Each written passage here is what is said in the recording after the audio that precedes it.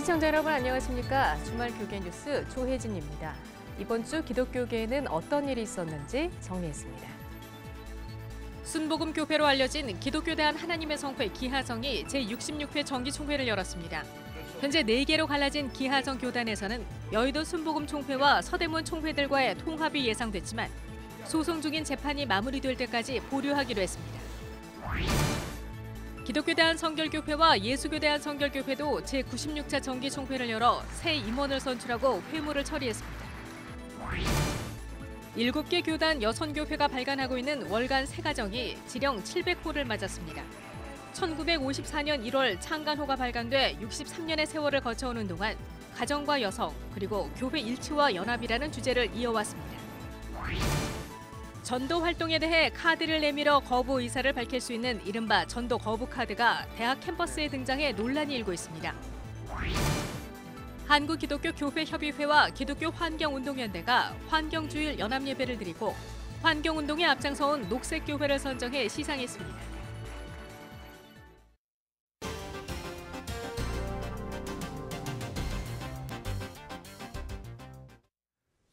이번 주간 기독교에 대한 하나님의 성회 4개 교단과 성결교단들의 정기총회가 열렸습니다.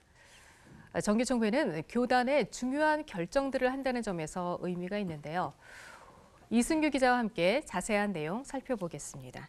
이승규 기자. 네. 이번 주에 기독교에 대한 하나님의 성회 기하성 총회가 열렸는데요. 예. 소식이 궁금하고요. 왜냐하면 총회가 열리기 전에 기하성 여의도 순복음 총회와 서대문 총회가 각각 실행위원회에서 두 교단의 통합을 결의를 했단 말이죠. 예. 네, 결과가 어떻게 됐죠? 네, 결론부터 말씀드리면 통합은 유보됐습니다. 기하성 여의도총회 이영훈 총회장은 교비 횡령으로 재판을 받고 있는 박성배 목사와 총회연금재단 관련 재판 등 서대문 총회와 관련된 재판이 마무리돼야 행정적인 교단 통합을 이룰 수 있다고 밝혔습니다. 네. 하지만 희망적인 대안도 내놨는데요. 현재 기하성 이름으로 4개의 교단이 있거든요. 이 교단을 하나로 묶어내기 전에 기하성 연합회를 만들어서 통합을 준비하겠다는 겁니다. 눈길을 끈 것은 엄진용 현 기하성 여의도총회 교단 총무와 관련한 총회장의 입장이었는데요. 예. 이영훈 총회장은 총무의 교단 내 전행에 대한 문제 제기가 있었는데 결국 그 책임은 총무를 세운 자신이 져야 한다며 교단 내부의 갈등을 끌어안는 모습을 보여줬습니다. 이영훈 총회장은 총무 스스로 대외 활동 참여를 자제하고 이 선으로 물러나겠다고 약속하면서 총회 대의원들의 이해를 구하고 갈등을 봉합시켰습니다. 교단 살림을 나눠 맡을 부총무에는 안준배 목사를 선임했고요. 김봉준, 강영선, 신덕수, 최명우 목사를 임명직 부총회장으로 선임해서 교육과 선교 등의 각 영역의 사역을 맡겼습니다. 예. 이들은 단독 입후부에 선출된 이태근, 김명현 부총회장들과 함께 교단을 섬기게 됩니다. 이영훈 현 총회장도 총회장으로 단독 입후보에서 박수로 추대됐습니다. 예. 기독교에 대한 성결교회도 이번 주 정기총회를 열었죠. 네, 그렇습니다. 기성총회도 이번 주 총회를 열고 총회장 등 임원을 선출하고 주요 안건들을 결정했습니다. 총회장에는 인천 세빛교회 신상범 총회장이 선출됐습니다. 신 총회장은 성결교회 정체성을 확립하겠다며 다중복음의 토착화와 세계화에 힘쓰겠다고 포부를 밝혔습니다. 정체성도 많이 좀 이렇게 희박해졌고 언어사의 부흥도 많이 침체되고 다시 한번 사중복음의 기치를 더 영성을 되살리는 그런 총회장이 되도록 하겠습니다. 단독으로 출마한 목사 부총회장에는 서울 삼성제일교회 윤성원 목사가 역시 박수로 추대됐습니다.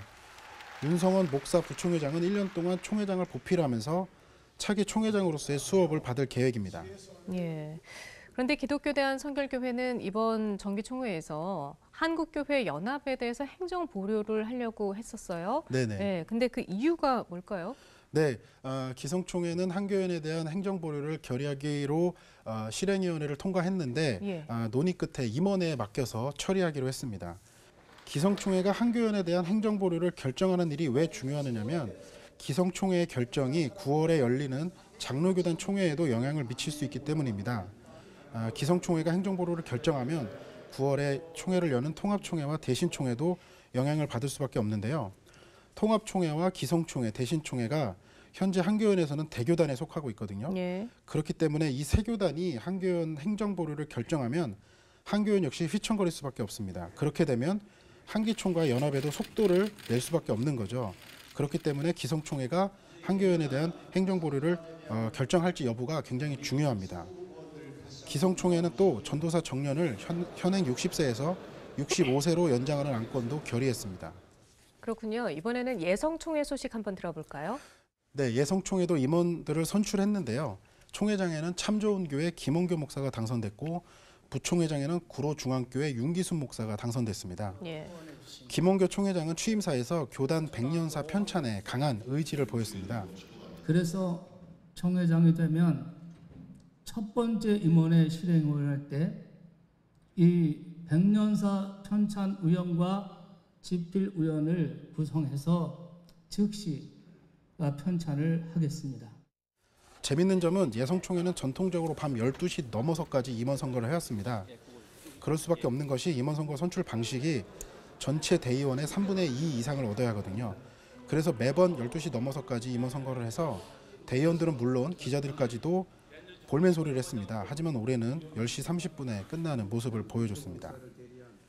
사실 교단 총회가 매우 중요합니다. 평신도들의 신앙생활에 영향을 미칠 수 있는 일들을 결정하기 때문이죠. 그런데 예. 사실상 평신도들은 관심을 갖는 경우가 극히 드뭅니다. 앞으로 교단 총회에 관심을 가져보는 건 어떨까 한번 생각을 해봅니다. 예, 이 교단 총회에 평신도들이 관심을 갖도록 목회자들이 좀 도와주는 역할도 필요할 것 같습니다. 네. 네, 이승규 기자 잘 들었습니다.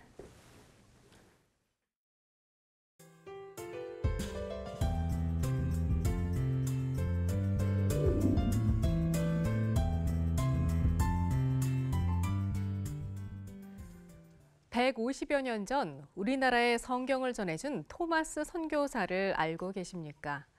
이 토마스 선교사의 헌신을 통해 하나님의 사랑을 전하는 공연을 소개합니다.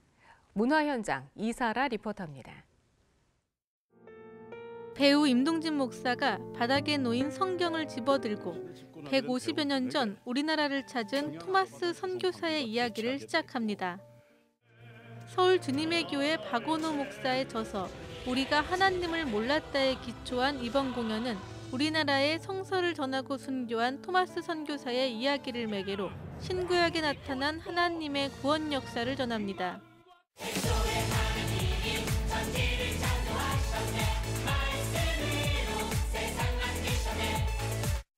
무대는 뮤지컬과 콘서트를 결합한 형태의 공연과 스토리텔러를 통해 창조 이야기부터 바벨탑 사건, 예수의 십자가 사랑 이야기, 그리고 현대인의 신앙 고민사를 풀어갑니다. 배우 임동진 목사와 가수 이무송 집사가 스토리텔러 역을 맡아 극을 이끌어가며 내용 전개의 이해를 높이고 흥겨운 춤과 노래가 극중 재미를 더합니다. 결국 그 양반 죽이긴 했지만 그 책을 받지 않을 수가 없어서 가지고 왔는데 그 책을 읽고 난 새로운 생명을 얻었어. 이번 무대를 선보이는 공연 제작사 바이블 루트는 공연 수익 전액을 복음을 전하는 어린이 가족 뮤지컬 지방 투어 무료 공연에 사용할 예정입니다.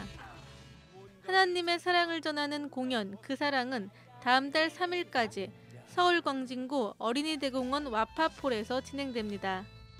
CBS 뉴스 이사라입니다.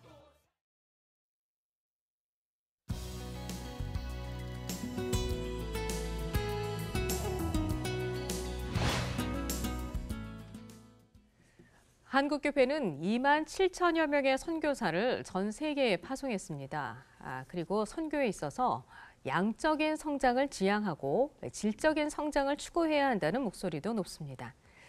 오늘은 백석대학교 장훈태 교수를 모시고 선교와 관련된 이야기를 나눠보겠습니다. 장훈태 교수님 어서 오십시오. 예, 안녕하세요. 네. 선교 탐사 전문가로 교수님 알려져 계세요. 예. 이게 어떤 사역을 하는 건가요? 선교 탐사 전문가. 선교 탐사라는 그 타이틀은 선교지를 방문하면서 현장 리서치, 그러니까 부족과 문화와 전통과 또 인류학적이면서 또 사회과학적인 측면을 예. 조사 분석해서 연구하고 또 그것을 학계나 교계에 알리는 일을 한다고 해서 많은 분들이 저에게 탐사 전문가라는 칭호를 붙여주었습니다. 좀 예. 약간 낯설어서 제가 여쭤봤고요. 네, 네, 네. 네. 그러면 네. 선교사님들이 들어가기 전에 뭐 사전 조사를 한다고 보면 네, 될까요? 네, 네. 현지에 있는 부족들과 그다음에 부족들이 갖고 있는 역사, 네. 또 전통, 문화, 예. 통과 의례 이런 부분들을 집약해서 조사해서 이제 학문적으로 발표하니까 탐사 전문가라고 불러준 것 같아요. 네. 근데 그 역할이 굉장히 중요하시겠어요. 선교를 하는 데 네. 있어서요. 사전조사 방법은 선교학이나 또 비즈니스 하는 분들이나 경제, 정치 하는 분들에게 모두에게 있어서 매우 동일하고 중요한 부분 중에 하나입니다. 네, 그렇겠네요. 네, 이 선교 탐사를 하시면서 겪었던 이야기로 이번에 책을 쓰셨다고요? 예, 주로 이제 그 국가별 그 상황을 좀 설명하고 예. 또 정치적인 상황도 설명하고 경제와 또 문화, 교육 이런 부분을 잘 설명한 다음에 종교 현황들을 자연스럽게 이제 전개하고 국민들의 퍼센트별로 얼마 정도가 종교를 있느냐, 그다음에 기독교 인구는 얼마나 되느냐 이런 부분들을 섬세하게 이제 조사하고 예. 그다음에 지역으로 들어가서는 그 부족에 대한 부분들을 집중적으로 조사 연구하는 방법을 취하고 있습니다. 그래서 그 책 안에는 제가 다녔던 루트와 그다음에 사람들 만난 장면들 또 종교 문제, 교회 문제 여러 가지를 다 종합적으로 담고 있어요. 한마디로 말하면 선교 신학도 되고 선교학 개론도 되고 선교 인류학도 되고 문화 인류학도 되고 그렇습니다. 그리고 또 그 나라를 가려고 준비했던 선교사님 입장에서도 또 굉장히 고마운 마음이 있을 것 같은데요. 네, 제가 이제 그 선교 현장을 탐사하고 또 미처 선교사님들이 개발하지 못했던 부분들을 발표하면 그 부분이 상당히 도움이 되는 것으로 알고 있어요. 예를 들면 그 전혀 접하지 않았던 종족들을 그렇죠. 제가 연구해서 발표함으로 인해서 그분들을 어떻게 선교하고 접근 방식을 알아야 되는지 그 하나의 방안을 제시하니까 선교사님들께서도 반가워하고 예. 또 본인들이 미처 10년, 15년, 20년씩 있으면서 기록하지 못했던 부분들을 제가 밝혀줌으로 인해서 자료화되는 경우가 있어서 기뻐합니다. 그렇겠네요. 네, 네.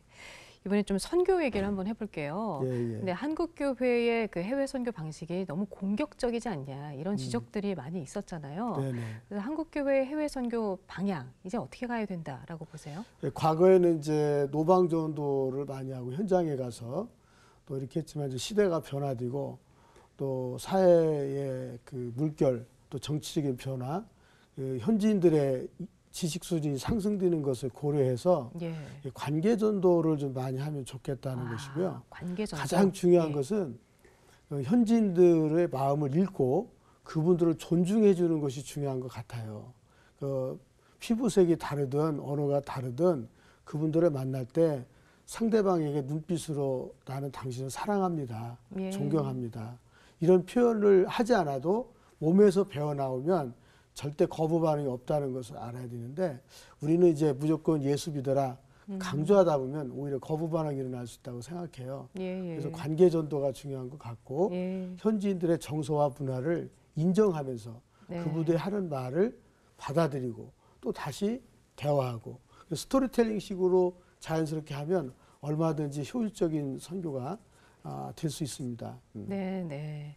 알겠습니다. 자, 그럼 끝으로 이제 한국교회에 당부하고 싶은 말씀도 있으실 것 같아요.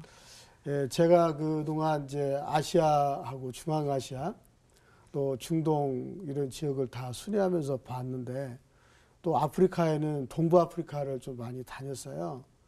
최근에 이제 서부 아프리카를 제가 발길을 돌렸는데 예, 거리도 멀고 또 그다음에 선교하기가 매우 어려워요. 그러나 이제 불어권 지역에 특별히 선교사님들이 좀 많이 들어가셔서 현재 사역하기가 가장 좋은 때라고 보거든요. 왜 그런 거죠? 그 이유는 현재 그 복음의 수용 능력이 매우 높습니다.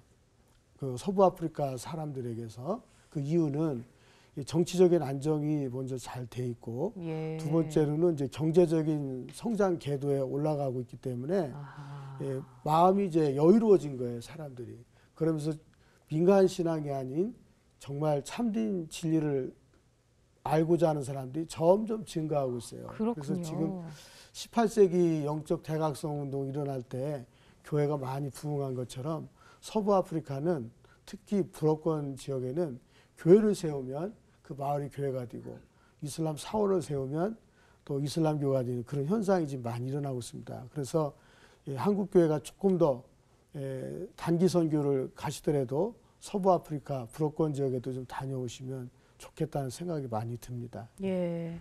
그러니까 서부 아프리카에 한국 교회가 좀 더 관심을 가져달라는 말씀이고요. 네네, 맞습니다. 또 전도를 하는 데 있어서 공격적으로 전도하지 말고 예. 관계 전도 강조하셨는데 예. 관계 전도라는 게 결국 이제 삶으로 같이 나누고 보여줘야 되는 거잖아요. 예. 예, 그런 면에 있어서 한국 교회가 좀 더 성숙한 모습을 보여줘야 되겠다라는 예, 생각을 그런 해봅니다. 말씀입니다. 예. 예, 교수님 오늘 말씀 감사합니다. 네, 고맙습니다. 예. 이상으로 CBS 주말 교계 뉴스를 모두 마치겠습니다. 시청해주신 여러분 고맙습니다.